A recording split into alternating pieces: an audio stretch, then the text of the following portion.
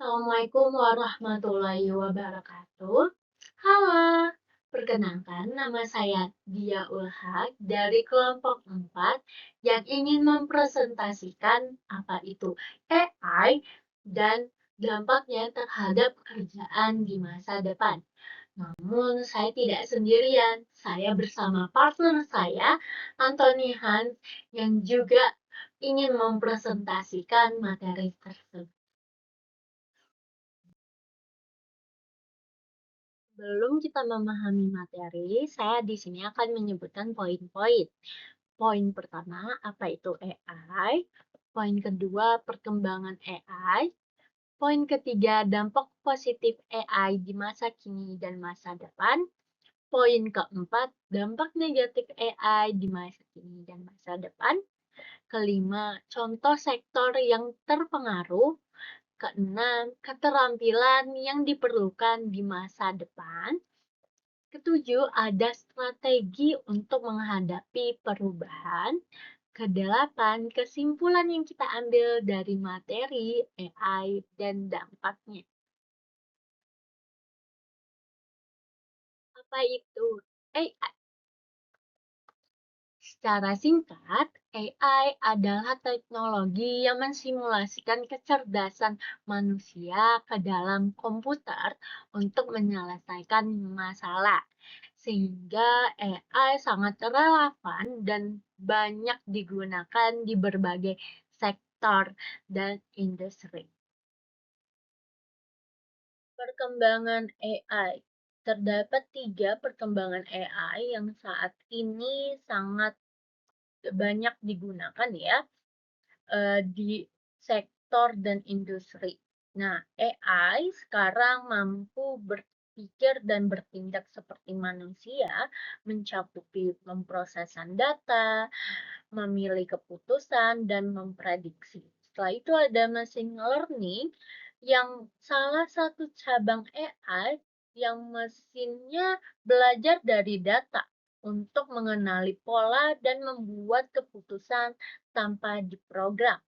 Setelah itu ada deep learning, salah satu cabang ML atau yang tadi kita bilang machine learning yang menggunakan jaringan saraf tiruan untuk menganalisis suatu data yang lebih kompleks seperti analisis gambar. Dampak positif AI di masa kini dan masa depan. Masa kini terdapat peningkatan efisiensi dan produktivitas, contohnya robot di pabrik yang mempercepat proses produksi. Terus ada pengembangan teknologi keamanan, contohnya sistem deteksi penipuan di suatu bank. Ketiga, ada sistem transportasi yang lebih cerdas, seperti aplikasi navigasi, yaitu Google Maps, yang dapat memprediksi lalu lintas real time. Terus keempat, ada kemajuan dalam bidang kesehatan. Contohnya membantu dokter dalam menganalisis kanker melalui analisis gambar. Terakhir ada personalisasi pengalaman pengguna. Contoh, merekomendasi film di Netflix berdasarkan kebiasaan menonton. Dan di masa depan, potensi AI kemungkinan adalah perubahan radikal dalam dunia kerja. Contohnya AI mengganti pekerjaan dan membuat lapangan pekerjaan yang baru.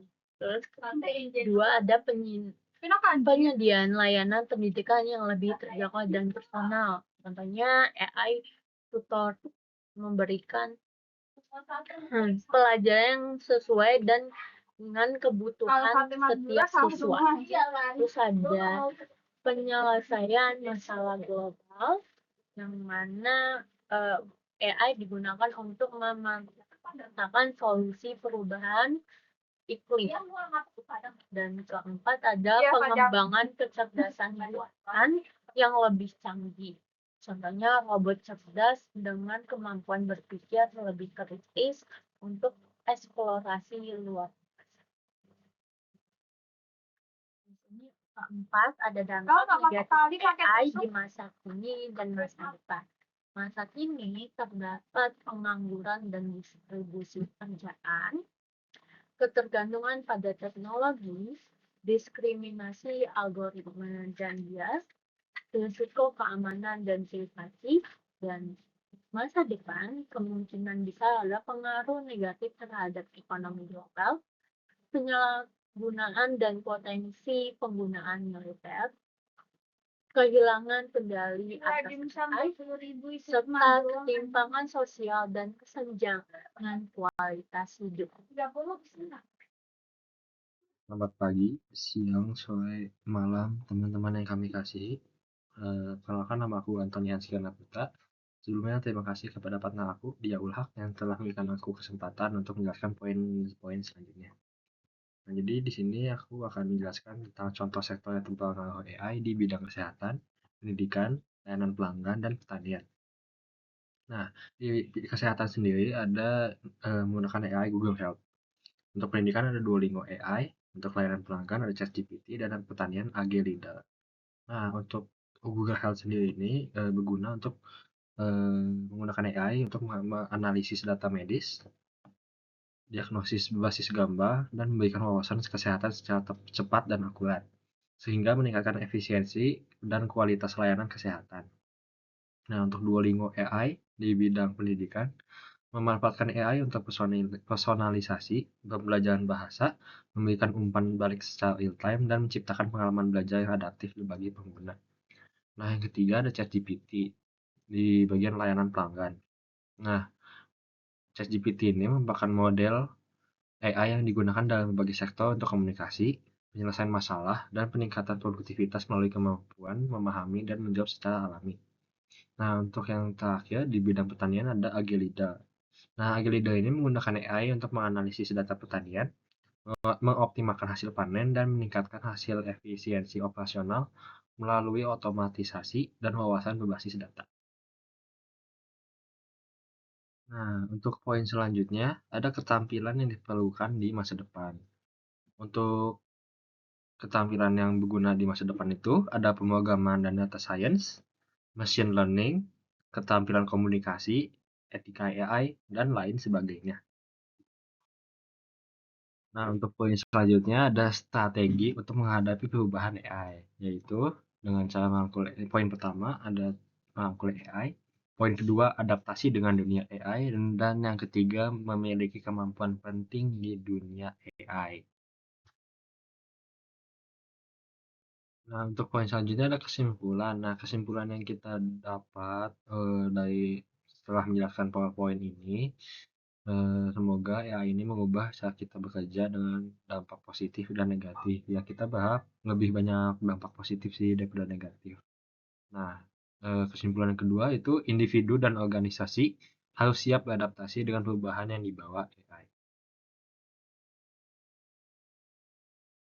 Nah, sudah sampai di penghujung PowerPoint. Terima kasih karena sudah menyaksikan PowerPoint kami. Sebelumnya mohon maaf bila ada kesalahan dari Anthony Hans dan maupun partner aku, Dia Ulhak. Mohon maaf bila ada kesalahan kata-kata atau poin-poin di PowerPoint ini.